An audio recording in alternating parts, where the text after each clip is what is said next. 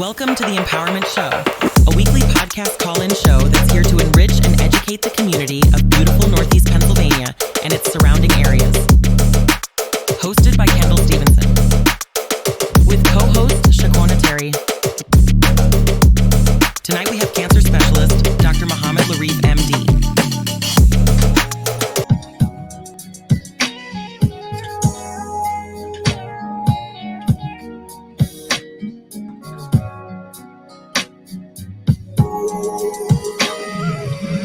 The opinions expressed on the radio program by the host, co-hosts, guests, and call-in listeners or chatters are solely the opinions and responsibility of the original source who expressed them.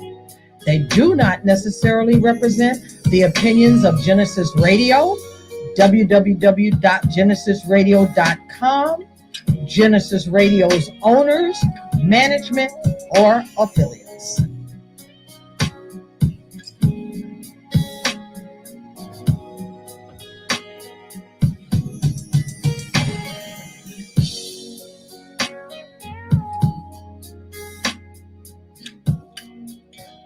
Good evening.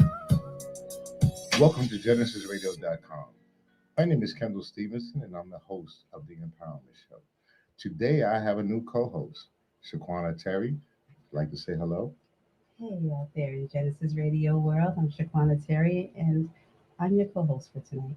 That's excellent. Now, I usually start this off with a moment of gratitude. So today, I'm grateful to be in this space and have the opportunity to have a co-host to assist me along with what I'm doing. Mm-hmm. So if you guys have anything that you'd like to be grateful for, you can express that now.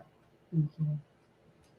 I am grateful for life and just great partnerships and equal give and take relationships, and of course, the Almighty God. Sir? So, I am Lareef. I'm a surgical oncologist. First and foremost, thank you for inviting me. And I am delighted to be here and meet you guys. And anything I can help you to the society to understand cancer care, I'm more than happy to help you. A second ago while we were off the air, you guys were having a conversation and we were talking about her past husband had passed away and he passed away from cancer. And I understand that you were one of the doctors that were treating him at the time. Absolutely. I did not remember until Terry brought me Shaquana about that. When she told me his name, I absolutely remember everything, the things he has gone through. And it was approximately at least 6-7 years ago, if I remember right. And that is why it's very important to get your screening done on time, early as possible when it is indicated. Well, let me ask you, what would someone say would be a early time? It depending on what type of cancer. Well, I'm a man. I'm an aging man. I'm a mature man. I'm in my 60s. So the different types of cancers that would hit me right away, I guess, would be prostate and colon cancer. I guess those would be the two. Right. Top. So when should I go for screening for either one of them? So when it comes to colon cancer, we recommend to get a screen at the age of 45, right? Or someone in your family diagnosed with colon cancer at least 10 years from the time he or she was diagnosed. Prostate cancer is at the age of 50, right? And you go for prostate examination, your PCP will help you, so PSA level, and so on. And like most common, one of the other cancer we take care of is breast cancer. We recommend to go for screening mammogram at the age of 40 unless you have someone diagnosed early breast cancer or you have suspicious mass or masses. Would you suggest that men take mammograms because men can get breast cancer as well? That's true, but we don't recommend at this point unless there is a clinical suspicious for breast cancer or feel a mass or somebody has strong family history of breast cancer or somebody has been tested for genetic testing and identified certain gene mutations. Earlier, you and I, again, we were having this conversation about the island that you come from. your home. right? Where is that? So it's funny you ask this question. Almost all the time patients ask me because of my accent. Mm-hmm. I come from a former British colony. That's where my accent come from. I come from the country called Ceylon. Mm-hmm. Now it's named as Sri Lanka. It's an island in Indian Ocean, Mm-hmm. closer to Singapore and Maldives Islands. Yes, it's definitely a place that I want to visit. It's called Island of Yes, Paradise. absolutely, absolutely. It's definitely a place I want to visit. I see all of the over the water bungalows, and I'm like, oh, this looks amazing. But it is Mhm. considered paradise. But I did want to touch on something that you both spoke about in regards to the ages for cancer screening. My husband was a one of the people that actually was diagnosed at 41 with no family history, and as you know, we did genetic testing and things were undefined. So there was no gene mutation. There wasn't anything like that as far as his case is concerned. But he did have some symptoms that he ignored. So I think just as well as it's important to get your screening on time at the age that they suggest, but also if you feel that something is wrong, please go to your doctor and advocate for yourself and do that, right? So you Absolutely. said symptoms. I'm sorry. You said symptoms. What type of symptoms would a person have? Your husband had colon cancer. Colon cancer. So what type of symptoms would a person have So, having colon so cancer? somebody has colon cancer. It's very important if somebody has abdominal discomfort, pain, bloating, they can't tolerate diet, constipation, bleeding. All these symptoms warrant you to be seen by a physician and order appropriate testing, including colonoscopy and digital rectal examination and even a sigmoidoscopy to look at it. Because in my lifetime experience, I have seen people at the age of 18, 19, 20 with rectal cancer Mm. and being misled, you're young, and then subsequently I have identified them have stage 4 cancer. It was kind of just neglected, and everybody saying it's a hemorrhoids and hemorrhoids. So if any one of the symptoms I mentioned, if you have, please go and see your primary care physician first. Right. Right. And like I said, you have to advocate yourself to take care of it. So the country that you come from, your family background, is this why you got into the field that you're in? So yes, and cancer is common, doesn't affect one country or one nation or one ethnicity. Mm-hmm. If I tell you in the United States, in lifetime, approximately every other man develop some sort of cancer in their lifetime. Wow. So that's almost 50%, That's almost, yeah. right? Every third woman develop cancer in their lifetime, some sort. It can be as simple as a skin cancer to be an advanced pancreatic cancer or lung cancer, anything, right? So that's very common. The way I got into cancer training, I always wanted to treat. First of all, I wanted to be a physician because since my young age, my mother was sick. Mm-hmm. So I used to go with her all the time to see patients with her to the hospital. I always thought doctors have a different gift and talent to take care of them, Mm-hmm. right? So it made me to become a doctor. Once I became a doctor, I thought I should be a surgeon. Mm-hmm. Why? Because if there is something, I can take care of it, right? And when I started initial my general surgery training and going on taking care of the patient, I realized cancer is a devastating thing. Yes, If, it is. if you catch the cancer early enough, then you can really take care of them, right? So that's how I completely ended up in United States. Mm-hmm. I can go on talk about myself, but I think there are more important things. No, please. I want you to talk about So yourself. This tells the people the makeup of you. So when clients come to see you, they now they feel like they get an opportunity to know who you are when they know your background. It's kind of like if you know my family background, and you can tell a whole lot about me. So that's it's true. the same with you.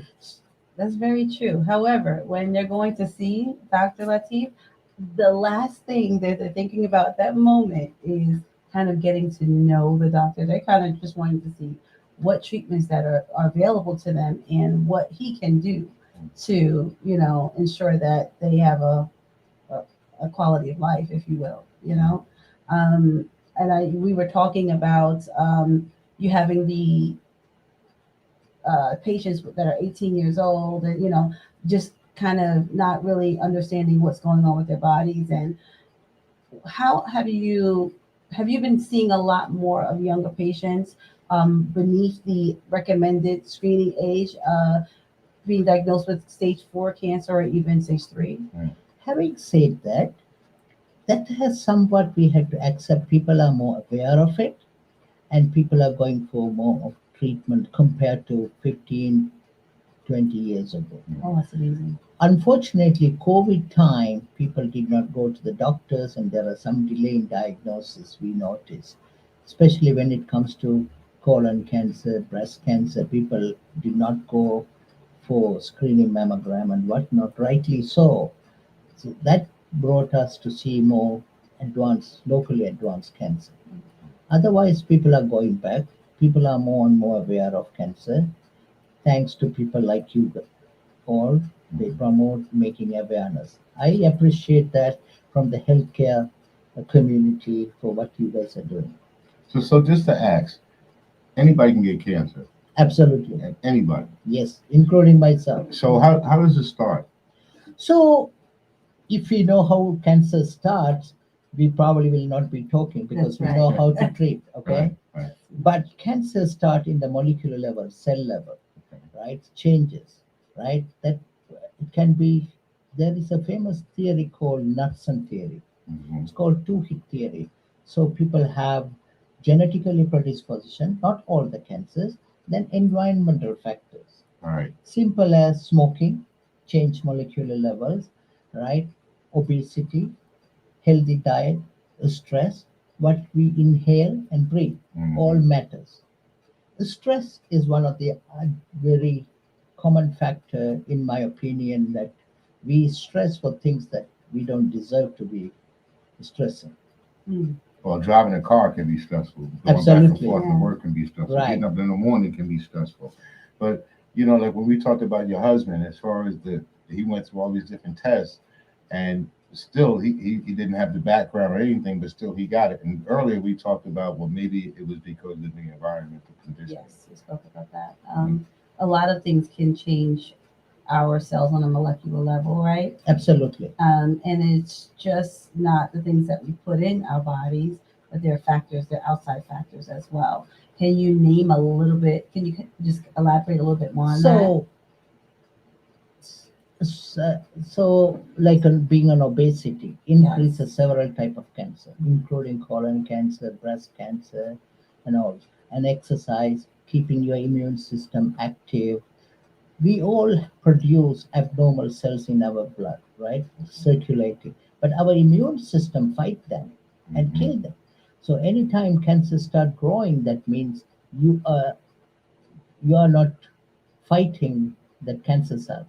So that can be simple as health conditions, right? Immune system, what we eat, nutrition factors, things like that. Mm. Is there a cure? I mean, is there a vaccine or something that you can take for cancer? Not yet, but there are a lot of research has been done. One of my mentor who passed away, I did my cancer research when I was at Berkshire's Cancer Center. He promoted cancer vaccine at some point before my time in early 1980s. That did not materialize. I'm sure people are working on it at this point as well, but there is no definite vaccines at this point. Of course, time to come there maybe. Well, you talk about how we've evolved and how we've advanced, right? So the treatments that we had back then, what treatments do we use now that are different from one then? I thank you for asking that question, right? When somebody has diagnosed any cancer, the way you think about everything changes. Shakan tells me that everybody has expectation in life. You want your children's education, being in their marriage, in the college graduation. Once somebody diagnosed any type of cancer, their prospect of thinking completely changes. Mm. If you don't understand, you should not be taking care of cancer patients, Mm. right? It's very important. So the cancer approach is done multidisciplinary approach, right? There's a surgical oncologist like myself who has extensive training, general surgery, 5 6 years training, then surgical oncology training in cancer and research in a cancer biology. Mm. Then only you can understand. Then you come to a medical oncologist, right? Who will treat with chemotherapy or immunotherapy. Compared to the past, chemotherapy has significantly improved. People always say, oh, chemo will kill. Not really true. Mm. So do not think like that. Go and talk, right? Radiation. So all these treatments matters. There are clinical trials, right? Also, right now we have immunotherapy, which Mm. is much more advanced. Like in the past, if somebody has a melanoma, we will say, okay, this person is going to be struggling. No, we have good treatment options. It's key to go and see your doctor, follow their direction and recommendation. Don't ever hesitate to get a second opinion. If somebody comes to me, I'll say, please go, and I'll be the happiest person Mm.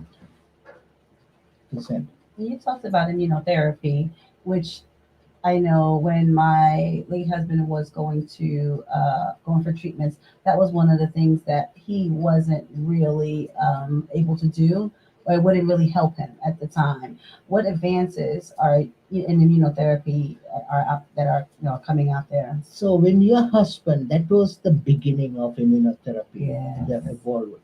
Now, almost every cancer we have some sort of advanced immunotherapy options. Okay, so that has really significantly improved the way we treat cancer. That's definitely encouraging, and for people who have family members or even friends who are going through their cancer journey, that there are several medical advances out there that are happening on a daily basis, that just because wasn't there a year ago, it may be there now. So it's good that you are here letting us know that, because that's something that we can actually take back to our families and friends, and just people, other strangers, just to let them know, hey, there might be something that we can do. So that's very promising. What, what is the hardest cancer to cure? That's the hardest question. Hard question.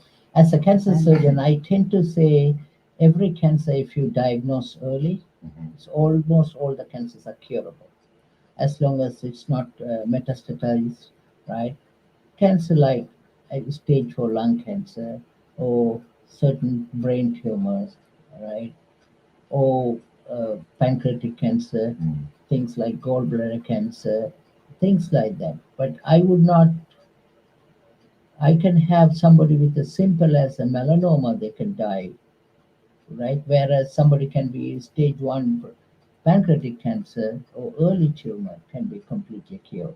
Mm. So that is why you have to see appropriate right people who has the background knowledge, training, and intention of taking care of you. Mm. And the hospitals are pretty good as far as the treatment of their patients. So you would be able to know that. What kind of treatment did your husband receive going in and out of the hospital? Um, Definitely chemotherapy. There are different options that they have depending upon the type of cancer. Um, he did some clinical trials as well at Fox Chase, upon direction of Dr. Lateef. But I think that the most important thing here is you mentioned that when the cancer metastasizes. I know what that means, but there may be some people that are listening that really don't know what that means. So if you can elaborate on that, that could give you an idea of how they treat the cancers. Thank you for asking that question. Yeah. So that means the cancer where it's originated, be it in a breast, prostate, or colon, or any other organ, thyroid, they have the cells have disseminated, dislodged from there. They float in your blood, and decided to set in a place like liver or lung and start growing. So then it keep on growing. It can go to the brain, places like that.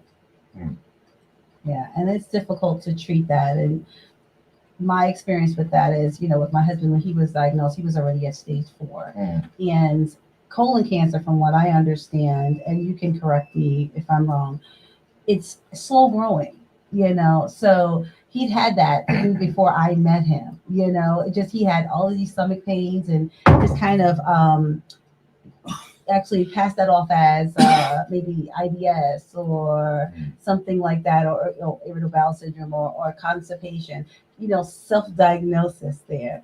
And then it wasn't until he actually had the blood in the stool and excruciating abdominal pain, that's when he actually went to the doctor. But by that time, it was too late, and it was too late for a doctor to perform surgery because it was metastasized into his lungs and into his liver Mm, already. mm. So it's important, as you stated before, so important to get that early diagnosis because that may be the catalyst for your cure.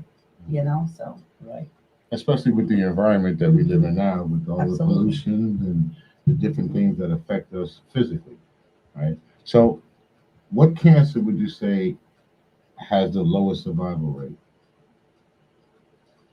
So that's a tough question because Mhm. there are certain cancer, if it's a stage 4, so like a pancreatic cancer, I would say gallbladder cancer, liver, certain types of liver cancer, because we cannot generalize. Because if you take a liver, you can have as simple as a hepatocellular carcinoma, single mass, or you can have uh, biliary cancer, primary biliary tumors, and or gallbladder tumor, or multiple other types of tumor has spread to your liver, Hmm. right? So that's the question is very challenging because certain organs it's tough to be removed completely also because you Mhm. need to live, right?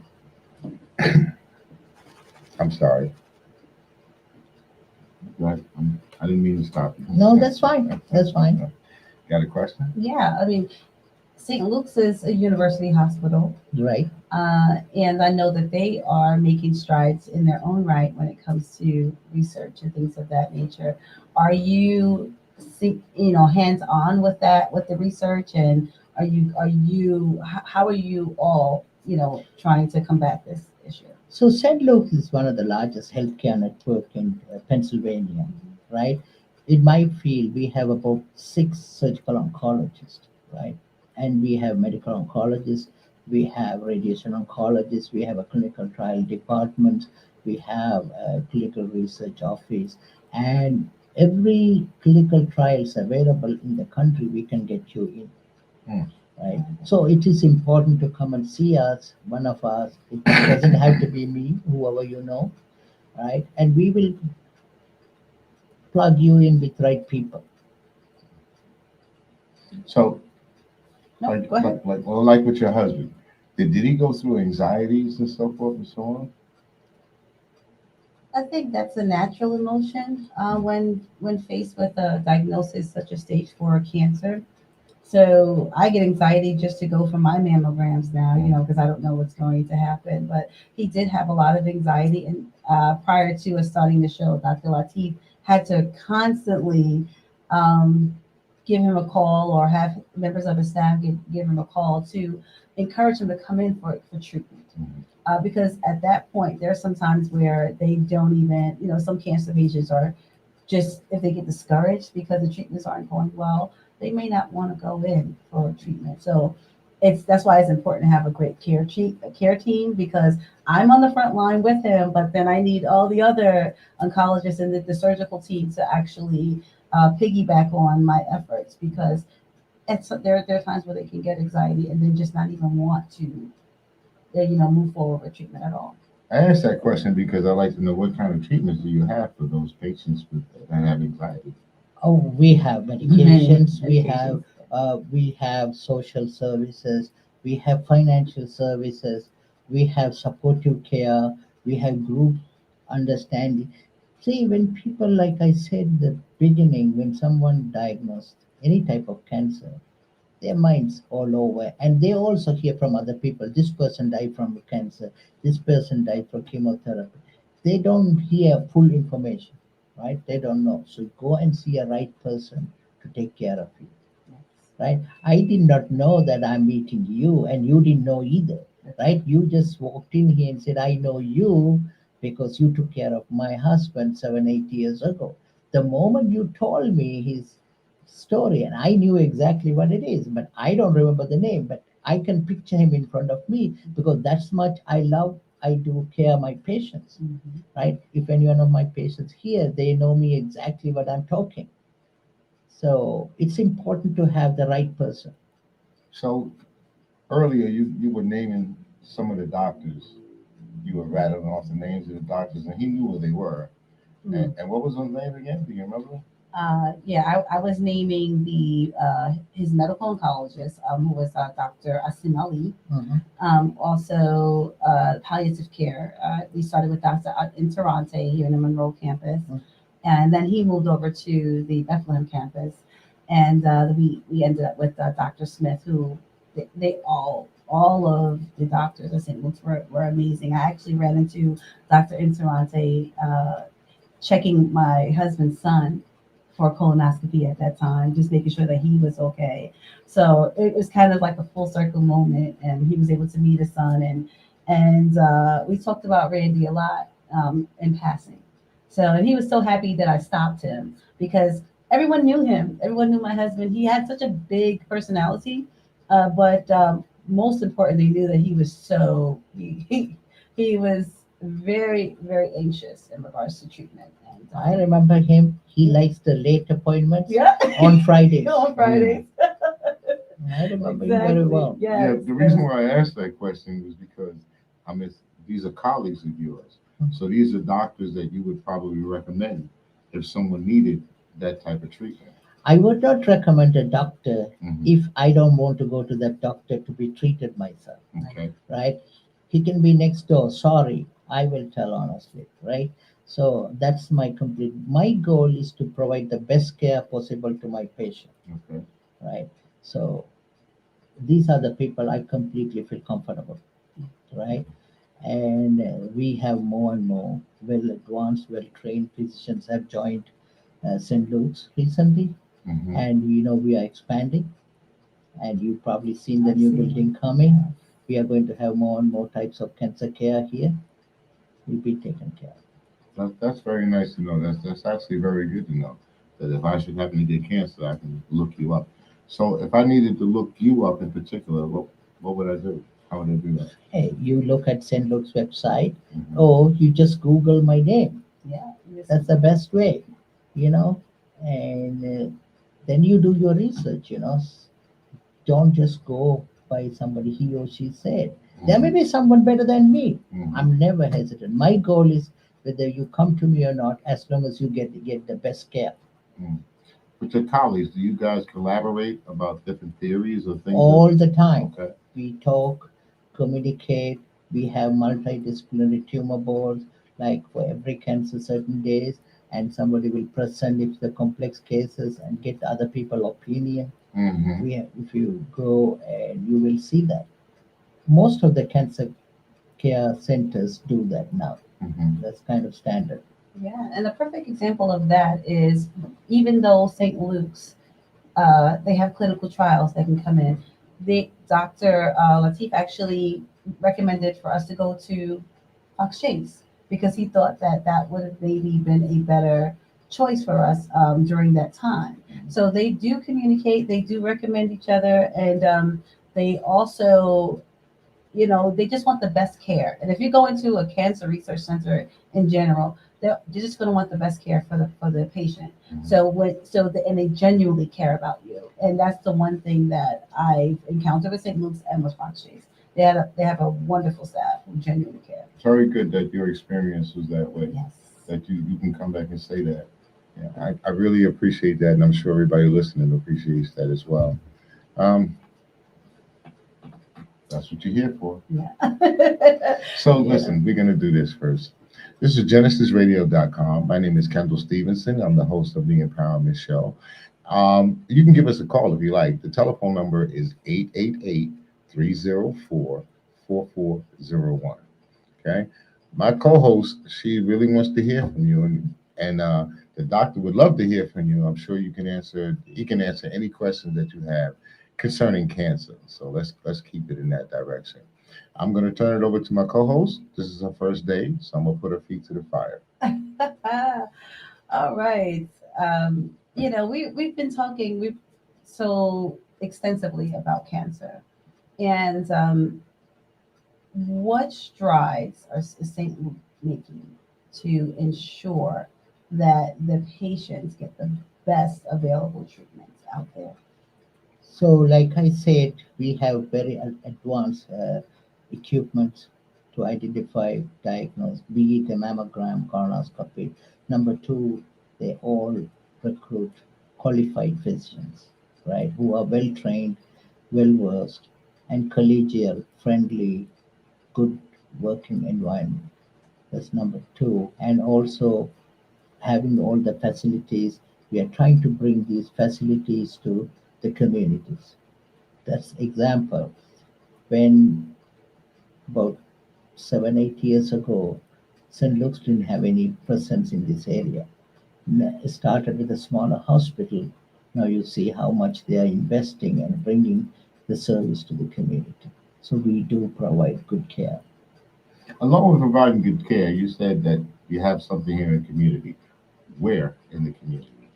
So St. Luke's Hospital at on is Monroe campus. Okay. It's on everybody We're knows. 611. Oh, no, Yes, everybody may not know. Absolutely. Yeah, everybody may Yeah, not you know. are right. You're right. On 611, just opposite the Chick-fil-A, I guess. And That's there, your landmark. Yeah, Yes. check your landmark. and there is a cancer treatment center there. Is that Yes, that's the okay? cancer center.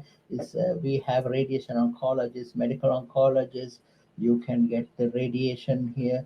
You will see a surgical oncologist, like myself and some of my other colleagues, all come here. Okay, this is a question you may not answer. Uh, Guy has cancer. Yeah, his insurance is not up to par. Do you treat him? Of course, you come to us. When someone walks into me, I don't know whether this person, he or she, has insurance or not. Mm-hmm. I never know. If somebody tells me, and that's where the social worker comes, and St. Luke's has the way to help them, right? We have financial assistance. They will uh, communicate, consult with the states to get the care. Put that money aside. Mm-hmm. Just come, tell us. We will take care of it. Yeah, and I can speak to the level of resources that they have.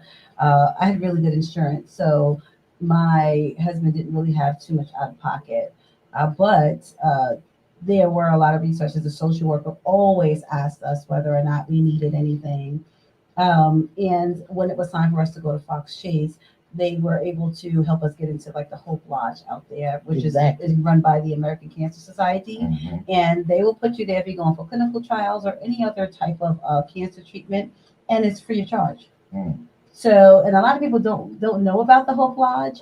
It is located in many cities. So if you are going through cancer treatment, if you're listening, and if your family is going through cancer treatment, there the Hope Lodge is there for you. You just have to ask your social worker, and they have to put in a referral, Mm-hmm. and they will get you into the Hope Lodge to stay there for your treatments while you're there. So, Outstanding.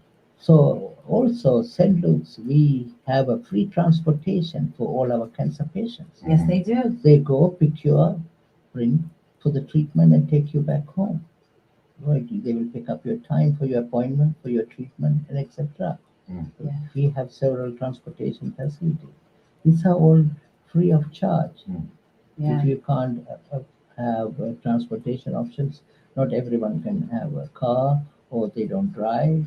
So those things should not limit you. But Yes. you got to speak up, because if you don't bring up, no one knows.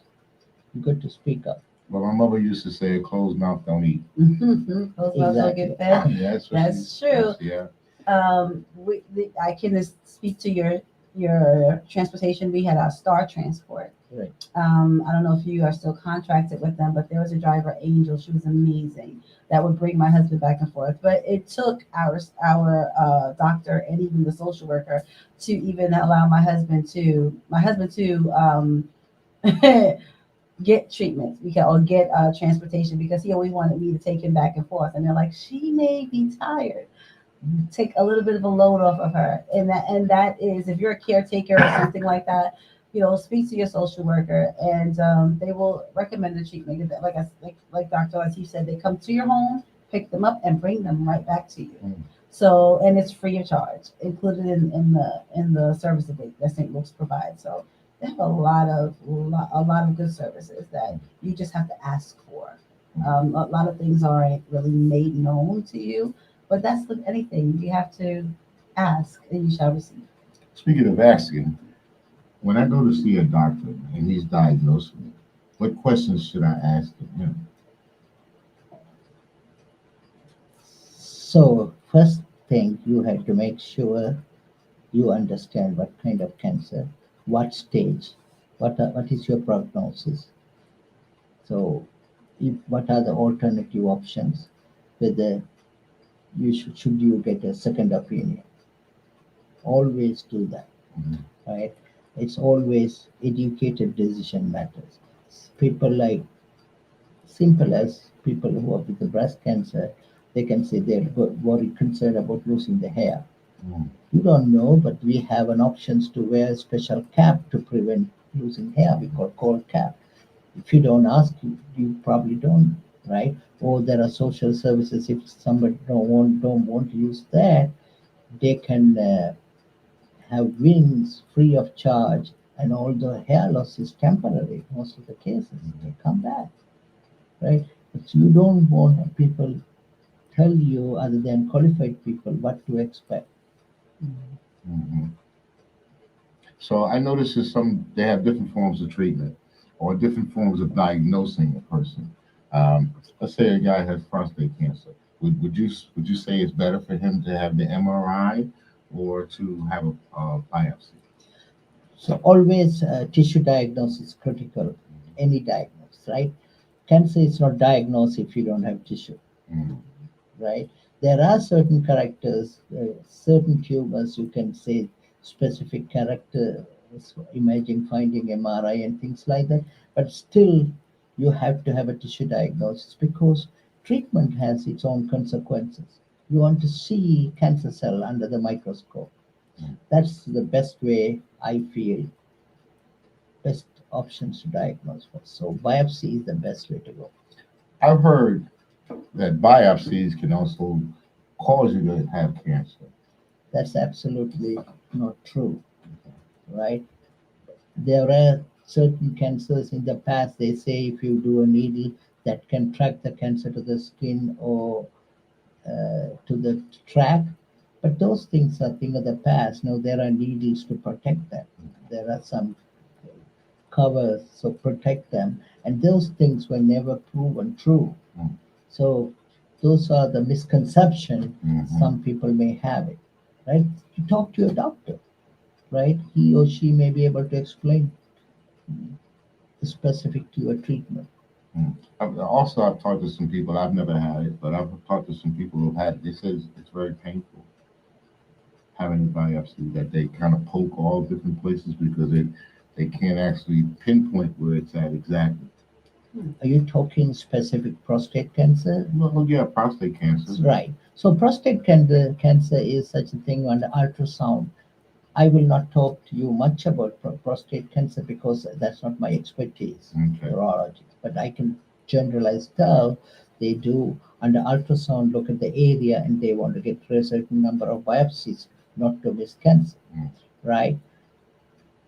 I personally haven't had a prostate biopsy, but I have seen people too. People tolerate fairly well. Mm. It's numb the area and it's special clicks, and it's not painful as much as you think. Having said, pain is an individual thing. Some Mhm. people can tolerate so well, some people can't tolerate. Talk to your doctor before you go through. They can give you some kind of calming medications to help you with, or numbing, and etc. etc. See, I bring that up because in the African American community, a lot of African American men, they died from prostate cancer. That's one of the number one killers besides cancer. So, would you say it's cancer affects one group more than it does another? There are certain type of cancer like that. Hmm. Prostate cancer can be, it's all delaying diagnosis. Unfortunately, in the African American community, they are not, I'm not trying to put it, how can I say, they don't go to the doctors early enough, Hmm. or social disadvantage because of the health insurance and whatnot and society we live in, they may delay in diagnosis, Hmm. right? Like I said, all the cancers are curable or controllable as long as you diagnosed early. Probably, I'm saying probably because I do not take care of prostate cancer. In my experience, it's probably delay in diagnosis. Or Like, in denial. denial. A lot of African Americans stop trusting the doctors pretty much after the Tuskegee experiments. Do you know about that? I don't know that experiment. You can tell me. Well, they were using the African Americans to experiment on them with all kind of drugs and things like that, and a lot of us died, got sick, and it didn't fare us very well.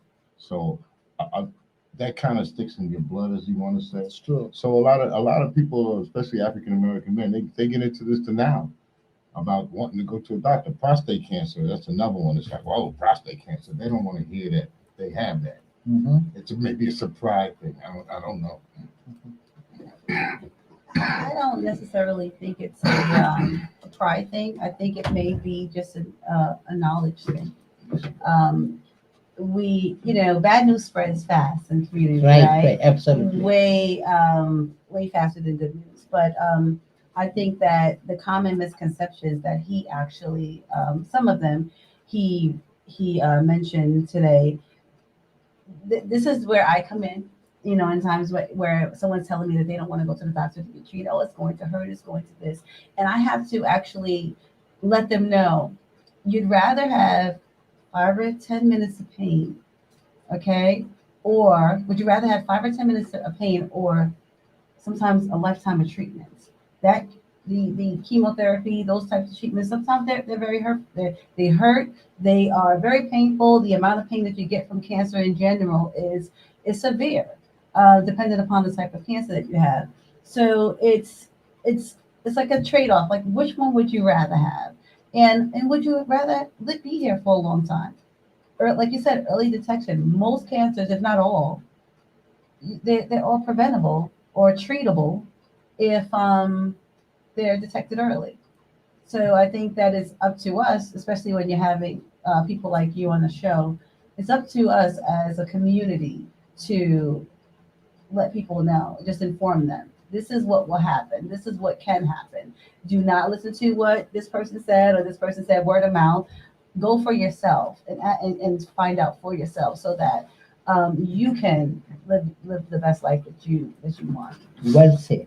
Thank you for bringing it up. And we'd like to please have you guys remember, we are a community show. So we're here to empower the community. That's why we call the empowerment. So there's a lot of misclaimers. There's a lot of disinformation, especially when it comes to cancer, that people just don't know. You have people that are in denial. You have people that are probably just afraid to find out that they have cancer because it's such a traumatic experience to them. You see. So again, we're glad to have you here. So this way we can get this information out to the community. Thank you for inviting. Anything I can do, help people, I'm more than happy to spend time and talk to you. Now, if I wanted to do what you do, what channels or what would my journey be? You're too late, my friend. I'm too late. In the sense, it's a Long total number of years to training, Uh-huh. right? You have to go to medical school, which you have not done, I assume. No, I have not. So at least that's a 4 years, right? Actually, I graduated from Pace University. Oh, nice. It's a medical school, anyway. Right. Yeah. So then you have to do surgical residency training. All right. That is at least 5 to 6 years. That's a general surgery. You become a general surgeon.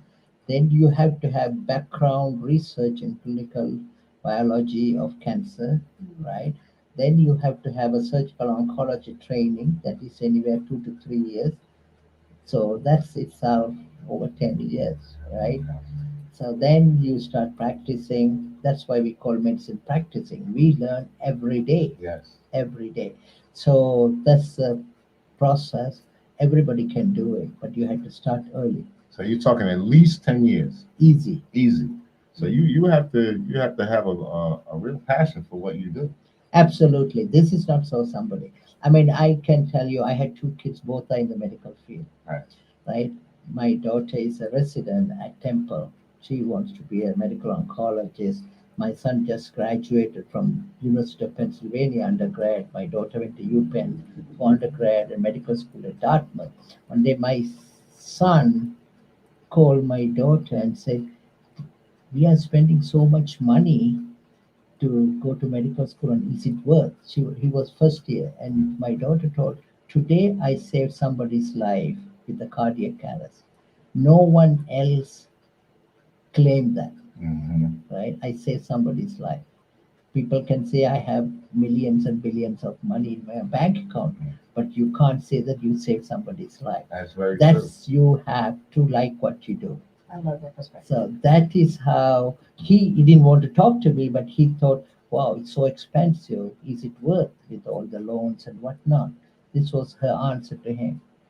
So after that, he never speak to me about it. He knows that he wants to do it. Yeah. So you got a family of doctors. We love what we do. Yeah, you got a family of doctors. So this is how you do, right? Mhm. Every children see what your parents do. Yeah. They see that they like what they do. They want to follow. Don't get me wrong, I never force them. If Mhm. my children are listening, they will answer that question to you, right? But they understand that you love what you do, the way you talk to the people and help them. So there is a satisfaction internally comes. You can't put the money into it. That's correct. That's correct. I help people plan for retirement, and my daughter she watches me every day because I work from home now, and she's like, "Mom, I love what you do in the financial world," but she's going in for LCSW because she likes to speak to children and get them in that age where they're growing up and try to put them on the right track with behavioral health. So that's what she's doing. She just graduated Penn State in May, and she's going to Villanova for her master's. Nice. So we're excited about that, and she's excited and passionate about what she does, and not just to help people. She sees me going to different places and advocating for colon cancer and things of that nature, and that's exactly what she wants to do, but on a different level. Mm. So and you're right. They do have your parents are your first role model, right, if you will. So it's important for her to be able to get out there and make a name for herself and help people as well. So I can attest to that. You know, your kids wanting to. My kids are a little different. Like, uh, with the things that I try to instill to them, because I don't really care what profession they decide to get into, as long as they're well versed about the profession that they're going into. So basically, I teach them drive, will, and determination, and then education. Mm. Because there are many people that have the education, but they don't have the drive or the will. And then there's those that have the drive and the will, but yet they can't go anywhere because they don't have the education. So I tell my especially my son, he's my junior, and especially to him, and I can see how he's following that logic. He doesn't procrastinate. At one point he did, but he learned procrastination doesn't get you anywhere. He thought that by not going to school he could still fly and have these wings and do things, but then he realized that having an education is something that he also needed. Absolutely. Very true. Mhm. Everybody has a desire. It's a hard working and putting your time and effort matters. If you don't do that, you can have any kind of desire you want to achieve. That's what I tell everybody. 6:45 needs you to tell who we are. All right. My name is Shaquana Terry. I'm the co host of the Empowerment Show on GenesisRadio.com. You can tell who you are there. It's 6:45. We are actually located at 18 South 9th Street, Suite 104, Stroudsburg, PA 18360. And if you would like to answer any questions or ask any questions, our telephone number is 888-304-4401. Again, that telephone number is 888-304-4401. And I got to apologize because we got this sign up that kind of tells us who we are and where we are. The location on the sign is wrong. We're at 383 Brown Street in East Stroudsburg, Pennsylvania. That's our location. We used to be at 18 South Street, and 18 South 9th Street is actually the location of the Democratic Party. So if anybody wanted to go to a town hall meeting, that would be the location that you would go to. But we're located at 383 East Brown Street, and that's in East Stroudsburg, Pennsylvania. I do apologize. All yours. Yeah, he didn't tell me that. I'm thinking it's a mailing address, right? It's my first day. Just cut me some slack here, okay? It's my first day, but yes, like he said, we're at 383 East Brown Street in East Stroudsburg, Pennsylvania, 18301.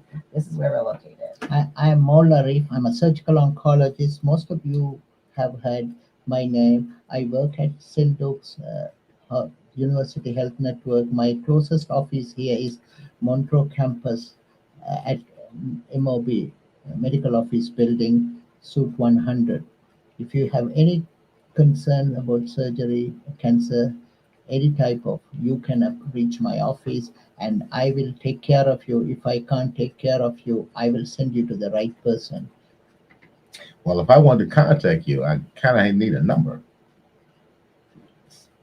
I don't have top of my mind, but okay. It's a St. Luke's website. It's a St. Luke's website. Yes, St. Luke's University Health Network. If you go there and you have numbers and you can do it, appointment online. And I'm sure there are direct numbers, multiple numbers. Okay, so you're online. Of course. Okay. Well, just we got the accent going, a lot of people may not really hear your name. Can you repeat it and maybe spell it so they can Lareef, Lareef. I'm a surgical oncologist. I know people call me Latif. It doesn't matter. It's okay. But with my accent, everybody knows me. And you come and you tell my name, they will send you to the right people, right place. Have they called you Dr. Mo yet? They do call me all the time. Most Yeah. of my patients. If you know me, if you have been my patient, you probably have my cell phone number too. Okay, because I know when people have questions middle of the night, I'm okay to answer because I feel people when they need service, you should be available 24/7. Cancer is very traumatic, and sometimes it's very hard to understand, and a lot of people are in denial. So it's a good idea that we have someone that we can call, someplace that we can go to in order to get relief.